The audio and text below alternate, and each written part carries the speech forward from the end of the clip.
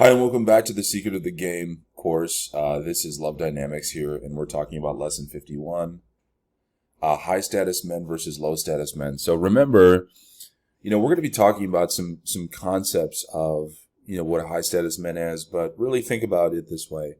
We talked about a paradigm shift in how thinking through status.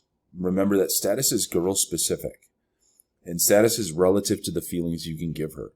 So if you can give her magical, feelings through free association social, free association flirting, and free association physicality, you're going to be high status in her mind.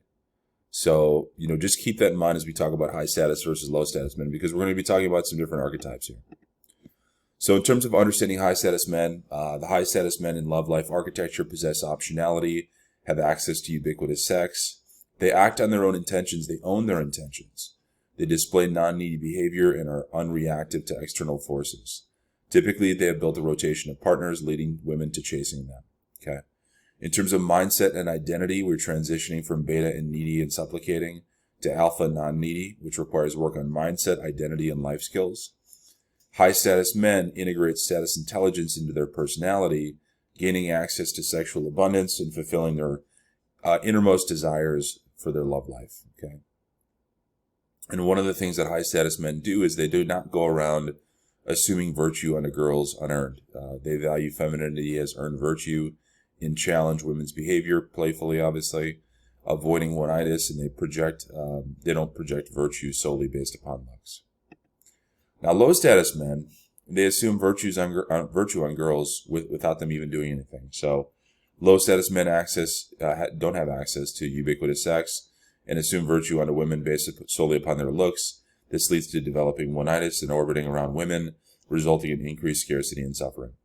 They live out of alignment with the justice principle, meaning the earned principle, and they assume virtue onto women unearned due to their scarcity mindset regarding beauty.